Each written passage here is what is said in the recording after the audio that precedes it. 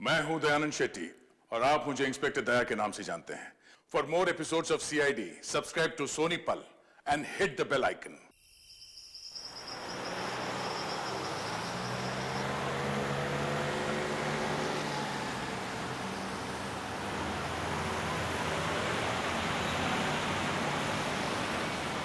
ये तो हमारी गाड़ी है।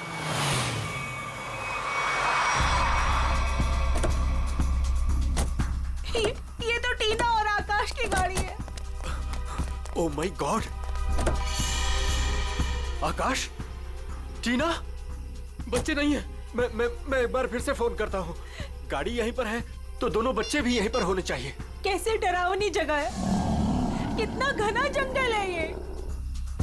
पता नहीं टीना और आकाश को यहाँ गाड़ी रोकने की क्या जरूरत थी। दोनों में से किसी का भी फोन नहीं लग रहा है। लूटपाट का मामला तो नहीं लगता है भाई साहब। बच्चों को सारा सामान गाड़ी में ही है। ऐसे बीच सड़क पे बच्चे गाड़ी छोड़ के गए कहाँ? समझ में नहीं आ रहा मेरे दोनों बच्चे कहाँ चले गए। क्या हो गया उनको? मीरा कुछ नहीं होगा हमारे बच्चों को। शांति रखो, घबराओ मत। आओ यहीं कहीं आसपास देखते हैं। आकाश! टीना! आकाश! आकाश! आकाश! मेरी आवाज सुनाई दे रही है? आकाश! आकाश! टीना! पता नहीं इस घने जंगल में बच्चे कहाँ चले गए। मीरा, गाड़ी यहाँ पर है तो बच्चे भी यहीं पर होने चाहिए।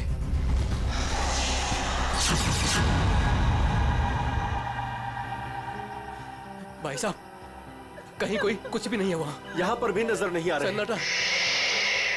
चुप हो जा।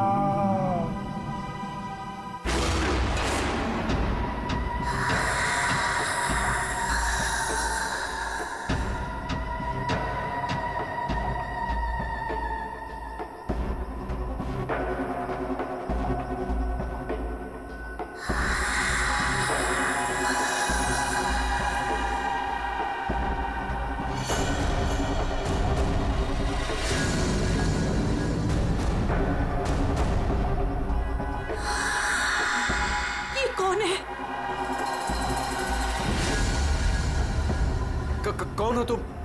कौन हो तुम? जाओ जाओ यहाँ से। बोलो, आवाज बिल्कुल नहीं, वरना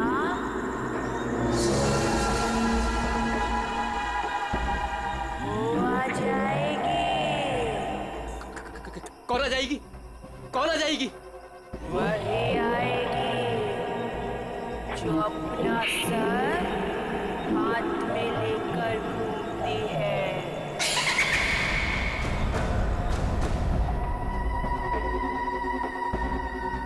वो आ जाएगी। चलो कौन है? जल्दी आ जाएगी। चलो गाड़ी में बैठो जल्दी। वो आ जाएगी। वो आ जाएगी। वो आ जाएगी।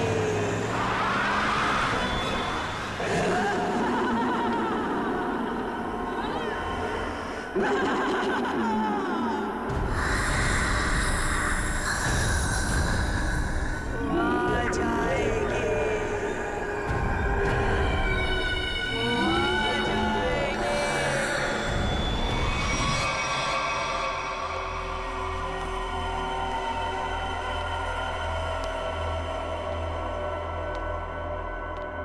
और तभी एक औरत आई। उसका सर नहीं था। वो मुझे मारने आई थी।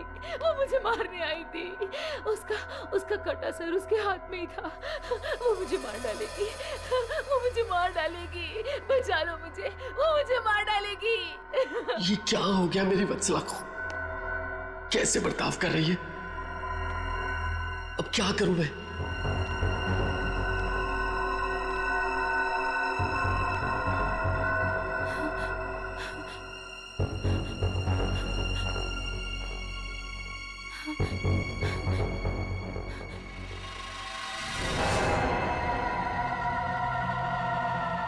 सर,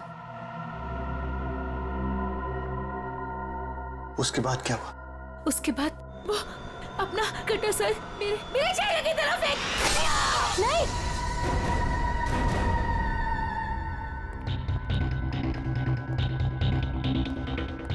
डॉक्टर साहब, क्या हुआ है मेरी वाइफ को? मिस्टर नमित, देखिए ना डॉक्टर साहब के साथ क्या किया वत्सला जी ने। 10 इंजेक्शन दे चुका हूँ शांत करने के लिए, लेकिन कोई असर ही नहीं हो रहा। लेकिन हुआ क्या है वत्सला को? इनका दिमाग एक सरकटी औरत के बारे में सोच रहा है। उसकी चाल टाल, उसका रवैया और पता नहीं क्या क्या इसके दिमाग में घुस गया है। Oh my God! डॉक्टर साहब, मेरी वाइफ ठीक तो हो जाएगी ना? कुछ कह नहीं सकते, लेकिन ये चेंजेस आपने इनमें कब महसूस की? कल रात वत्सला की गाड़ी दहलिया रोड पे खराब हो गई थी। मैं इसे लेने वहां गया, तब से इसकी हालत ऐसी है। देखिए मिस्टर नमित, इनकी हालत बहुत नाजुक है। मेरी मानिए तो इन्हें फौरन हॉस्पिटल में एडमिट कर दीजिए। सर, मुझे तो लगता है कि वत्सला जी के साथ जो कुछ भी हुआ है ना, दहलिया रोड पे ही हुआ है। श्रवण, हमने कहीं वहां से आकर कुछ गलती तो नहीं की ना? अब हमारे बच्चे कैसे मिलेंगे? मुझे तो लगता है उस खूनी औरत ने कुछ कर दिया है टीना और आकाश को। भाई साहब, मुझे लगता है कंप्लेंट लिखवा देनी चाहिए। पता नहीं बच्चे किस हाल में होंगे। उमेश, मैं तो कहता हूँ हमें सीआईडी को फोन करना चाहिए। मैं करता हूँ भाई साहब।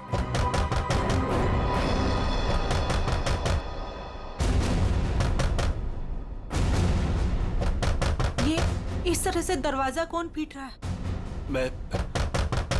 मैं देखता हूँ।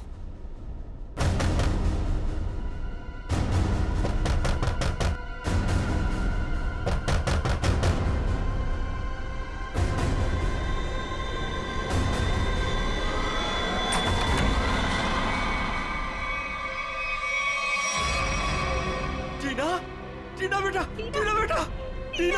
टीना बेटा, ये क्या हो गया? क्या हो गया? किया बेटा? ये किसने किया? टीना, भाई साहब, इसकी हालत तो बहुत खराब है। इसे हॉस्पिटल ले जाना होगा। मैं गाड़ी निकालता हूँ भाई साहब। टीना बेटा, कुछ तो बोलो। आकाश कहाँ है? आकाश भैया को बचा लो। बचा लो मतलब? क्या हुआ है आकाश को? टीना बेटा, टीना, टीना, आंखें खोलो बेटा, आंखें खोलो बेटा, आंखें बंद मत कर बेटा। टीना, क्या हुआ तुम्हें? वो गाड़ी हमें रोक रही है वहाँ।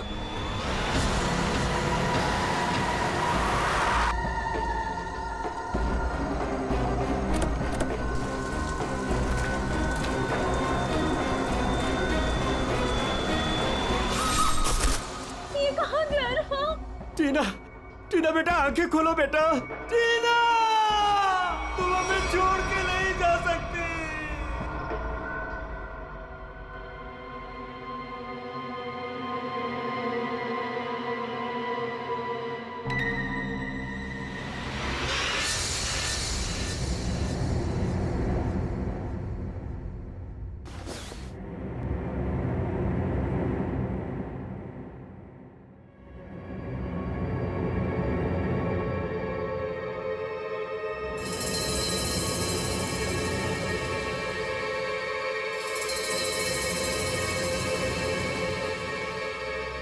नहीं डॉक्टर साहब, मैं अपनी वाइफ को किसी भी हॉस्पिटल में एडमिट नहीं करने वाला।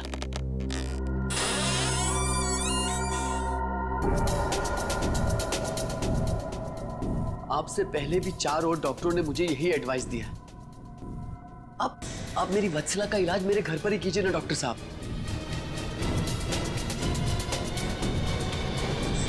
मैं अपनी वत्सला को अपने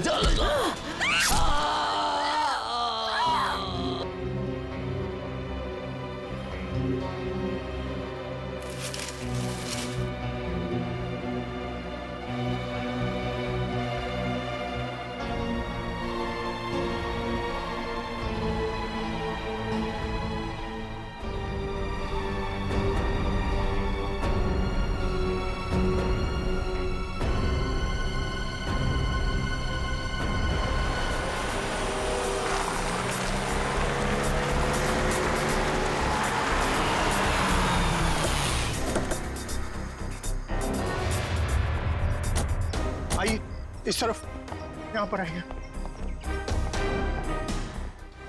यही घर है ये।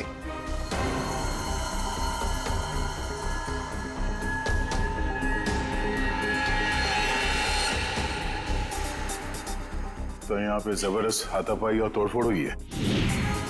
चारों तरफ खून, सामान बिखरा पड़ा है। मिस्टर अमन, आपको कल रात ही हमें खबर कर देनी चाहिए थी।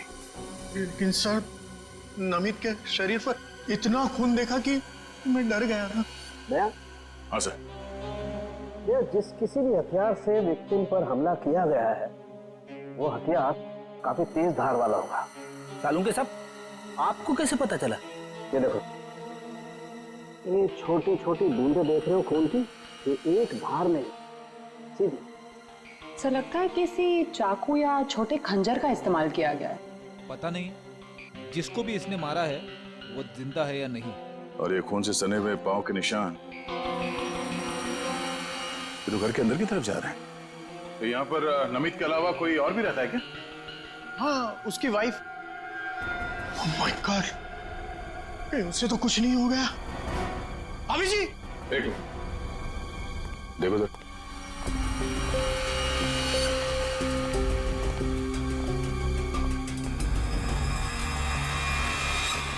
सर ये पैरों के निशान तो आगे आगे धुंधले होते जा रहे। एक काम करो, इस कमरे को चेक करो।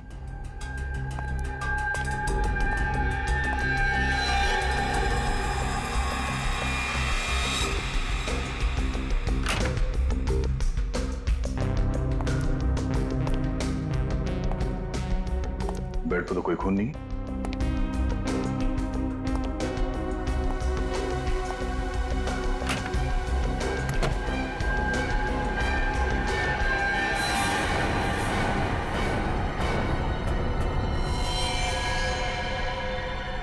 कौन हो तुम? बाहर आओ। बाहर आओ।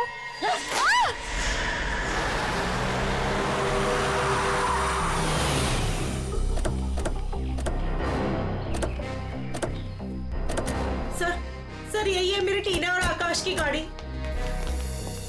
यहीं पर मेरे बच्चों पे वो मुसीबत आई थी।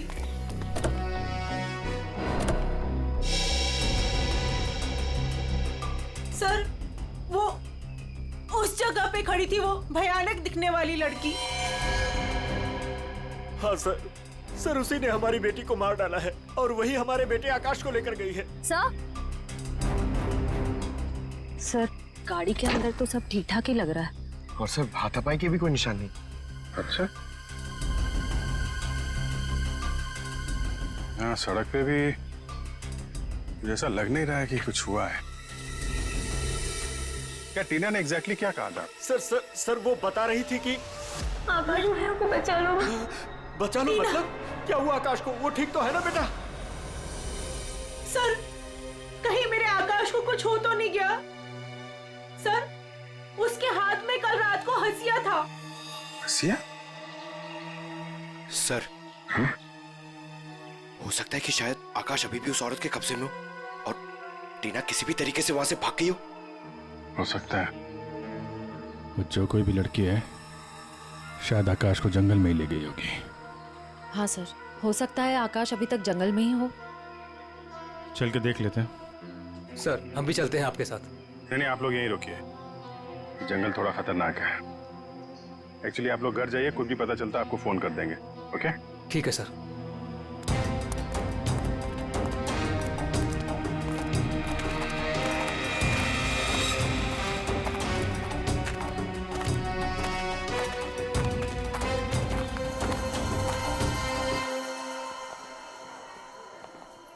डॉक्टर साहब, वो आदमी कहाँ है जो खून से लथपथ आपके हॉस्पिटल में आया था? सर वो आदमी अंदर है। तो अब होश में है या अभी भी बेहोश है? नहीं, अभी होश तो आ गया है उसे, मगर थोड़ी बहकी बहकी बातें कर रहा है। क्या हम उनसे मिल सकते हैं? जी बिल्कुल, आइए।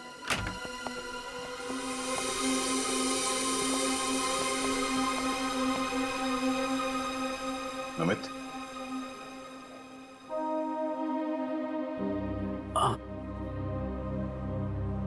कौन? हम लोग सीआईडी से हैं। क्या तुम बता सकते हो कि ये तुम्हारे साथ कैसे हुआ? मार डाला मुझे। मेरी वत्सला ने मुझे मार डाला। पूछिए अमन से। मुझे रोज पिटती थी, पर मैंने कभी भी गुस्से से उसे नहीं घूरा। हाँ सर, मैं हमेशा इस बेचारे की दर्द भरी आवाज सुनता था। मैं समझ जाता था कि भाभी जी का बेलन इसके सर पर बज रहा है। नमित, हम तुम्हारी पत्नी से मिल चुके हैं। कुछ न कुछ तो गड़बड़ हुआ है उसके साथ, लेकिन अचानक वो ऐसा बर्ताव क्यों करने लगी? भगवान, पता नहीं, जब से दहलिया रोड से आई है किसी सरकटी औरत के बारे में बात करती है और किसी पर भी टूट पड़ती है, जैसे जान ले लेगी वो किसी की भी। फिर दहलिया रोड, मतलब जो भी गड़बड़ है वो इस दहलिया रोड पे ही है।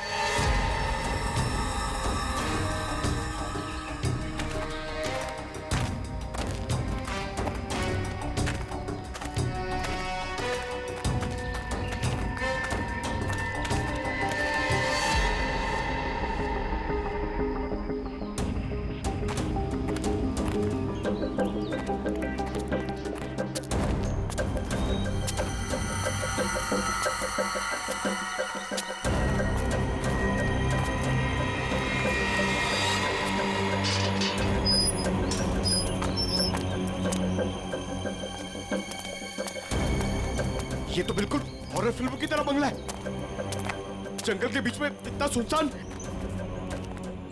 लगता है ये टीना और आकाश इसी घर में आए होंगे।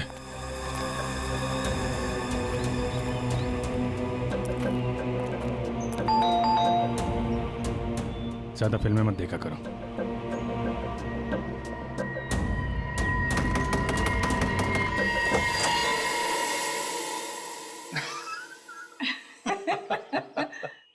बहुत अच्छा लगा, इतने सुनसान जंगल में भी कोई हमें मिलने आया। एनीवेज, मेरा नाम डीके है और ये मेरी धर्म पत्नी रागिनी। अरे आइए ना आप लोग, अंदर आइए, बाहर क्यों खड़े हैं? प्लीज आइए आइए आइए। सर, ये लोग तो बहुत अजीब हैं। ये तो हम लोग से ऐसे बात कर रहे जैसे हम लोग इनके रिश्तेदार हैं। काफी अच्छा घर है। Thank you.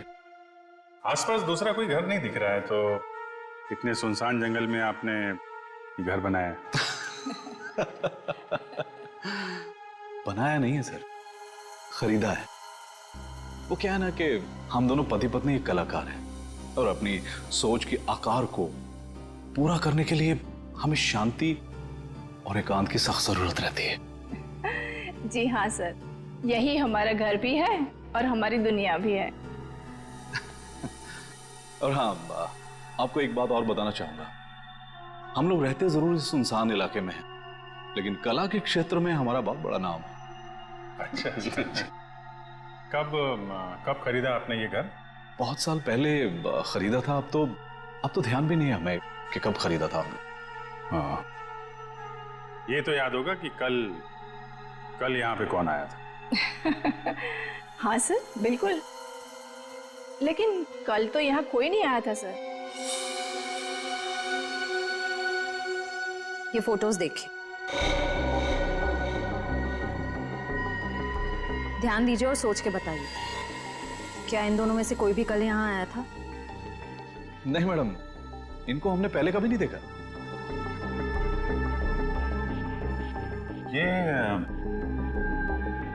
ये कौन है?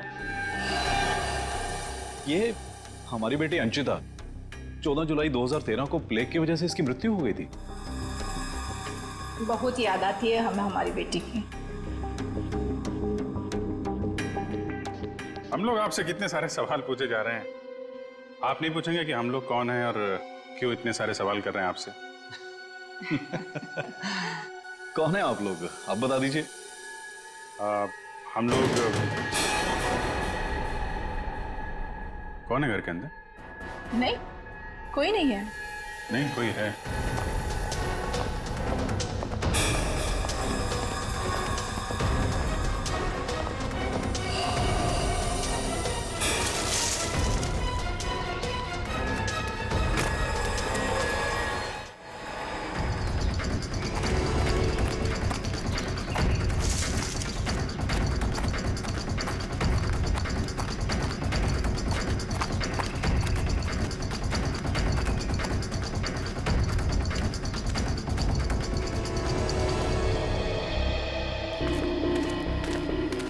आया तो इस तरफ ही था। कहीं हमें देखकर छुप तो नहीं गया? हो सकता है आकाश भी उसी का साथ ही होगा शायद। देखते हैं।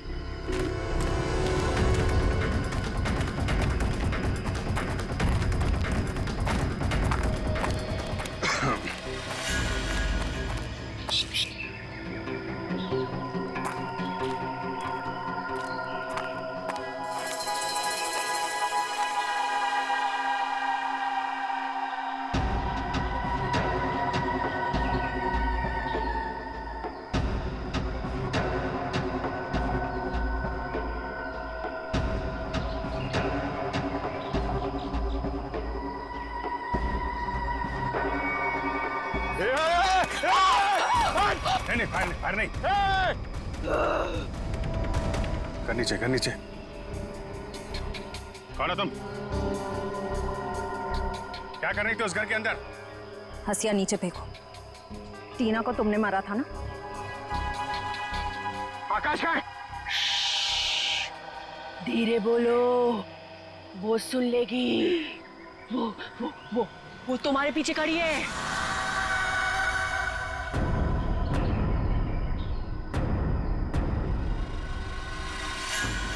कौन है हमारे पीछे? कोई नहीं है, लगता दिमाग हिला हुआ इसका। क्या दिखा रही है, हैं? कौन है पीछे? वो तुम्हारे पीछे बिना सर वाली औरत अपना सर हाथ में लेके दिखा रही है। सर, ये उस सिरकटी औरत की बात कर रही सर। वत्सला जैसी बातें कर रही है। हमारे पीछे कोई नहीं है। किसकी बात कर रही हो तुम? ऐसे नीचे करो, नीचे रखो। मैं मार दूंगी उसे। मैं मार दूंगी उसे। मैं मार दूंगी।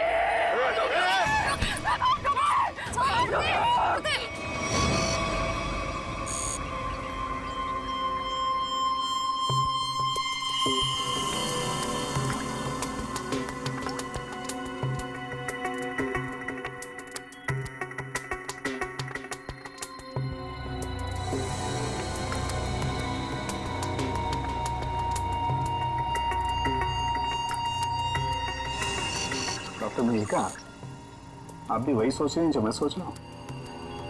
यस सर, पर ये है क्या? थोड़ा बहुत तो पता चला है, पूरा तो टेस्ट होने के बाद पता चलेगा।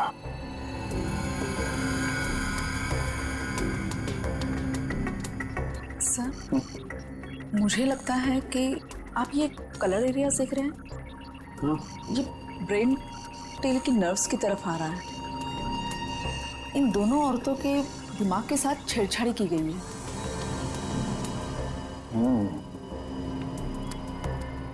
सर, इनकी याददाश्त से छेड़छाड़ की गई। इनको कोई नेचुरल रोग या दिमागी बीमारी नहीं, इनकी तो मेमोरी ही बदल दी गई है। मतलब ये कि आर्टिफिशियल मेमोरी भर दी गई है इनके दिमाग में। Yes sir. क्या आर्टिफिशियल मेमोरी भर दी गई? हाँ जी। मतलब ये दोनों औरतें जो देख रही थी या बोल रही थी, इनके दिमाग का वहम नहीं था? बिल्कुल नहीं था।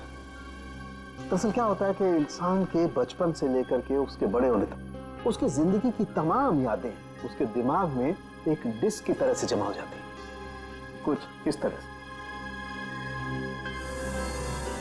और फिर कोई एक दिन गर्दन के पीछे ऐसा इंजेक्शन लगा देता है, ये देखिए, यहां दिख रहा है,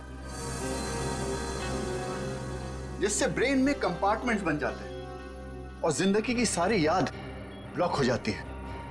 इंसान एक सेमी कॉन्शियस स्टेट में चला जाता है, आधी बेहोशी की हालत में। के बाद फिर क्या होता है? इसमें इंसान के दिमाग को सुन कर देने वाला ड्रग दिया जाता है। इंसान अगला पिछला सब भूल जाता है। आप सुन सकते हो, समझ सकते हो, लेकिन आप रिएक्ट नहीं कर सकते। और फिर इस हालत में उसको एक कटी सिर वाली औरत दिखाई जाती है और उसके कानों में बार बार ये बातें सुनाई जाती है कि ये लोग आपको मारने वाले हैं और ये सारे इंसान आपके दुश्मन हैं और आपको उनको मार देना है। और ड्रग के असर की वजह से दिमाग कुछ इस तरीके का दिखाई देने लगता है। हर याद को दबाकर, सप्रेस करके उसे सिर्फ उतना ही हिस्सा याद करने के लिए दिया जाता है जितना कि बेहोशी की हालत में उसे सुनाया या दिखाया गया था। सर यानी कि इन दोनों औरतों ने सच में एक सरकटी औरत को देखा और होश में आने के बाद दोनों को सिर्फ उतना ही याद है। बिल्कुल। वरना सोचो, दो लड़कियां जो एक दूसरे को जानती नहीं, पहचानती नहीं, वो एक ही समय पर एक ही जैसी बात कैसे सोच सकती हैं? मतलब इनकी मेमोरीज को बदल दिया गया है। ड्रग्स कौन सा इस्तेमाल किया गया इनके ऊपर? डोडियन और हेपिस जैसे न्यूरॉन अफेक्टिंग ड्रग्स। ये ऐसी दवाइयाँ जो ब्रेन की मेमोरी लोकेशंस को नष्ट कर देती है। आपको ये भी याद नहीं रहेगा कि आप हैं कौन, और आपको उतना ही याद रहेगा जितना आपको बताया जाएगा। हमारे टेस्ट में भी काफी ऐसे ड्रग्स मिले हैं जो याददाश्त मिटाने के लिए काफी हैं, और हाँ, इन्हें हल्के इलेक्ट्रिक शॉक्स भी दिए गए। मुझे नहीं लगता ये लड़कियां कभी भी ठीक हो सकती, क्योंकि इस बीमारी का अभी तक कोई एंटीडोट इजाद नहीं हुआ है और हिप्नोसिस में महीनों लग जाएंगे, और फिर भी इस बात की गारंटी नहीं है कि इनकी खोई हुई मेमोरी इन्हें वापस मिल सकती है। अरे सर, ये सब सुन के मेरा सर फटने लग रहा है। सर, आप मेरा ब्रेन मैपिंग कर लीजिए। डहलिया रोड के बंगले के मालिक डीके, रागनी और सड़क पे खड़ी उस लड़की का राज तो अब डहलिया रोड पे जाके ही पता चलेगा। तो थोड़ा घूम आते हैं डहलिया रोड।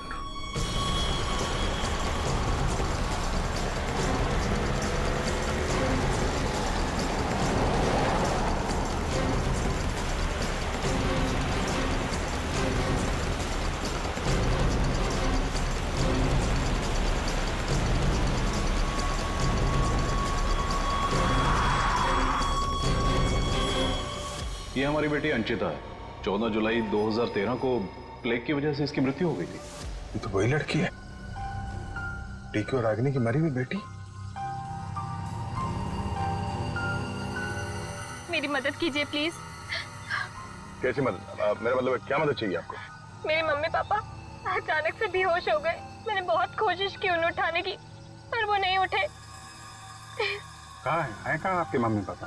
घर पे आके देखिए ना प्लीज, पास में है। चलिए आइए आइए, कहाँ पर है? चलिए। अच्छा, इन नाम से कोई भी रजिस्ट्रेशन नहीं? ओके ठीक है, थैंक यू सर। सारे पेंटर्स एसोसिएशन में फोन कर लिया सर, मगर डीके और रागिनी के नाम से कोई भी रजिस्ट्रेशन नहीं। सब कुछ झूठ बोला उसने। मुझे तो लगता है कि उसने अपना नाम भी गलत बताया है। जयवंती, कुछ पता चला? नहीं सर, अभी तक कुछ भी नहीं पता चला।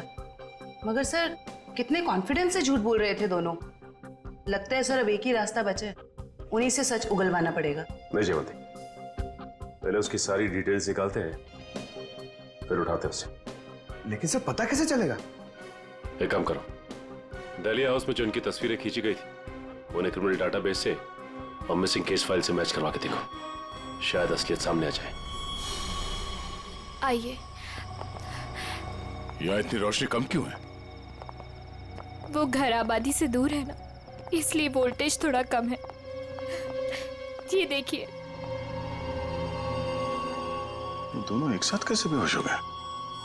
कहीं इस लड़की ने तो कुछ नहीं कर दिया?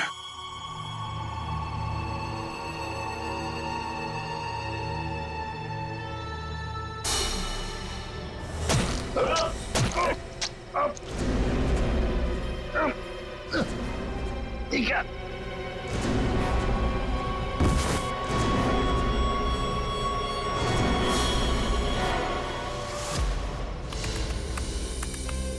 सर, दोनों फोन्स के सिग्नल नहीं मिल रहे हैं। सर, कुछ सेकंड्स पहले तक अभिजीत सर और दया सर का फोन दहलिया रोड पे बता रहा था, लेकिन अभी लोकेशन नहीं दिख रही है। इसका मतलब अभिजीत सर और दया सर को वो रास्ता रोकने वाली लड़की मिल गई। फिर तो डीके और रागिनी की सच्चाई का भी पता चल जाएगा। सर आइए। सर ये है मिसेस साक्षी, उस नकली डीके और इलेश की माँ। नमस्ते। कहाँ है मेरा बेटा? कहाँ है इलेश? ये ऑफिसर कह रहे हैं उसका नाम डीके है और उसकी एक पत्नी है जिसका नाम है रागिनी। ये कैसे हो सकता है? ये सब झूठ है। जी नहीं, ये सच है। एक छानबीन के दौरान आपके बेटे और उस औरत से मुलाकात हुई हमारी, जो अब डीके और रागिनी बने बैठे, और उसी छानबीन में मिसिंग कंप्लेन से उनकी सच्चाई भी पता चली। मैम, आप हमें बता सकते हैं कि आपके बेटे इलेश ने अपना नाम बदल के डीके क्यों रख लिया? मेरा बेटा अपना नाम क्यों बदलेगा? मुझे इस बारे में कुछ नहीं पता। देखिए माताजी, वो रागिनी उर्फ नीता के साथ में कहीं छुपा हुआ बैठा है। अब ये औरत को जानती है? ये लड़की कौन है और कैसे मेरे बेटे की जिंदगी में आई, मुझे कुछ नहीं पता। देखिए मैडम, उस औरत के माँ बाप तो मर चुके हैं। बस आप ये बता सकती हैं कि जुलाई 2013 से पहले ऐसा क्या हुआ था जो आपका बेटा घर छोड़कर चला गया? नहीं, मेरा बेटा घर छोड़कर नहीं भागा था। हाँ, इलेश दिमागी तौर पर बीमार रहता था, तो एक बड़े साइकोथेरेपिस्ट के पास उसका इलाज चालू था, और उसी थेरेपी की सिटिंग के लिए वो डॉक्टर के क्लिनिक गया था, और फिर वो वापस ही नहीं आया। अच्छा मैम, ये बताइए कि नाम क्या है इस थेरेपी क्लिनिक के डॉक्टर का?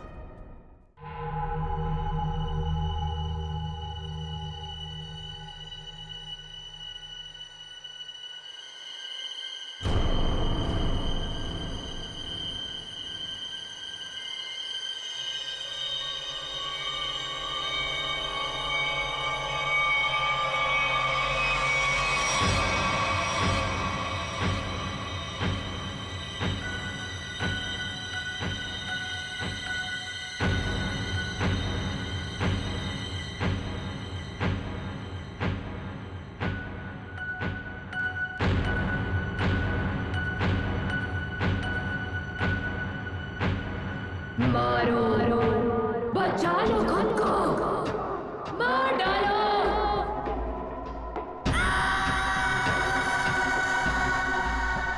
मारो, मार डालो, सब दुश्मन है तुम्हारे।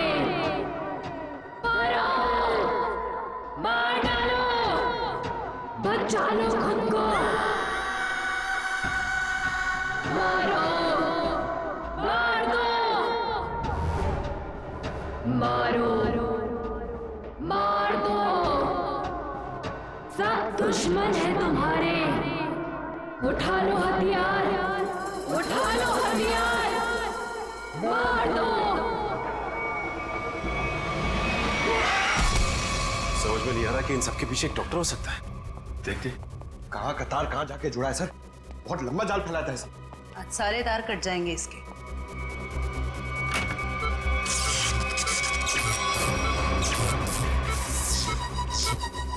My God.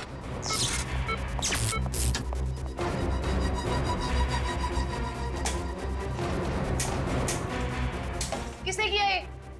बोलो, बोलो किसने किया?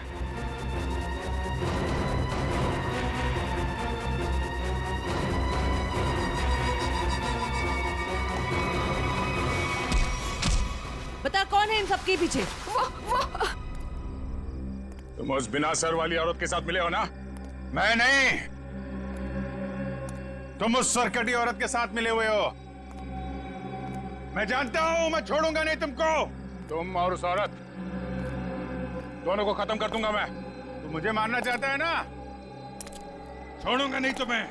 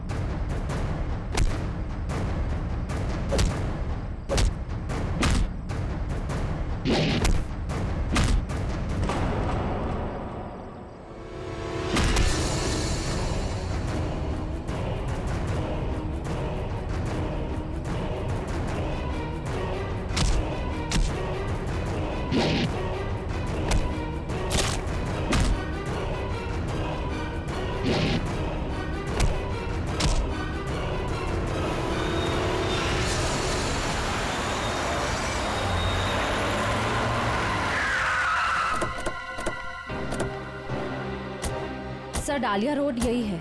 हो सकता है अभिजीत सर और दया सर यहीं कहीं होंगे। हो सकता है वो डीके और रागनी क्या हो। हम लोग जाके देखते हैं, तुम लोग यहीं रखो, एक डॉक्टर जाना नहीं चाहिए। हाँ ठीक है, चलो आ जाओ।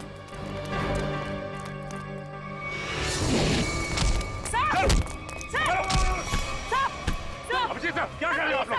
सर, क्या कर रहे हो आप लोग? संभालो। क्या कर रहे हो? अभिजीत सर, क्या कर रहे हो? प्लीज, नहीं सर। चल जल्दी, चल। एंटीडोट दे जल्दी। संभालो।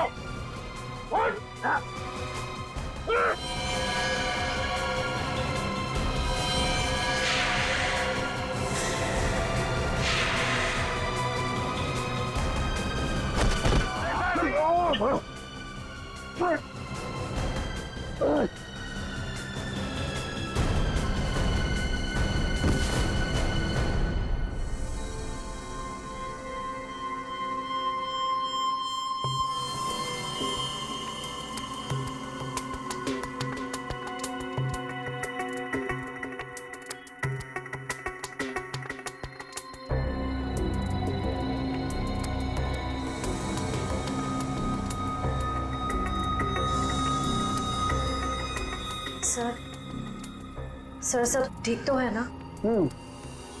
एंटीडोट ने असर शुरू कर दिया, थोड़ी देर में होश आ जाएगा दोनों को।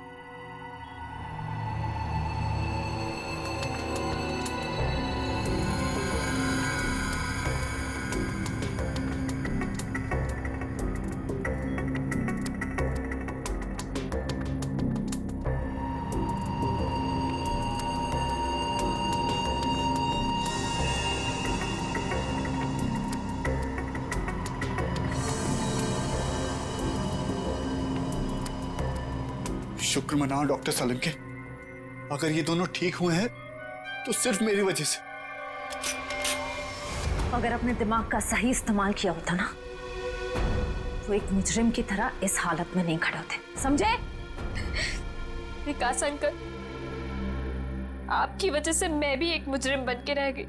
अभी तो सिर्फ तुम दोनों का गुनाह सामने आया है। जिस दिन तुम दोनों को सजा मिलेगी ना, उस दिन समझ में आएगा कि गलत राह पे चलने का अंजाम क्या होता है।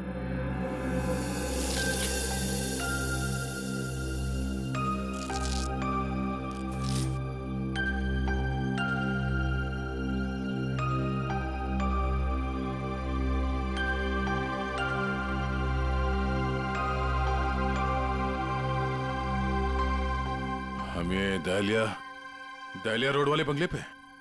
नहीं यार, न्यूरो सेंटर में है भाई।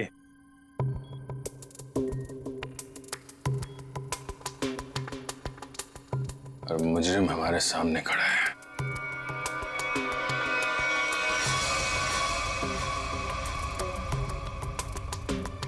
अच्छा एक बात बताओ, तुम्हें अभी वो कटे हुए सिर वाली औरत और वो भयानक आवाज से तुम ही सुने थे थी? सर वो तो उस वत्सला के दिमाग में था, और वो जंगल वाली लड़की के दिमाग में भी वो जो हंसिया लेके घूम रहे थे।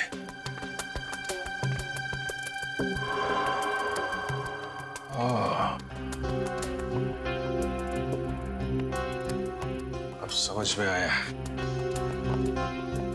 संचिता के माँ बाप ने भी हम लोग को वो ड्रग्स वाला इंजेक्शन लगा दिया था। हमारे दिमाग में भी ये सारी बातें भरती गई थी। बताओ डॉक्टर विकास, क्यों किया तुमने ये सब? जल्दी बता, वरना हमें तुम्हारा इलाज करना पड़ेगा। क्या बताऊं, डॉक्टर सालुंके ने सब कुछ समझा तो दिया था। मैं दुनिया में तहलका मचाने वाला ब्रेन मैपिंग एक्सपेरिमेंट करना चाहता था। बेहोशी में मैं लोगों को यहां लाता था और उनके ब्रेन से उनकी सोच को निकालकर अपनी सोच भर देता था।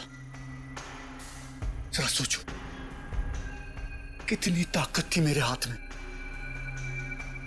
जब वो लोग जागते थे तो उन्हें वही दिखता था और उनके दिमाग में वही ब्रेन की मेमोरी थी जो जो मैंने डाली थी।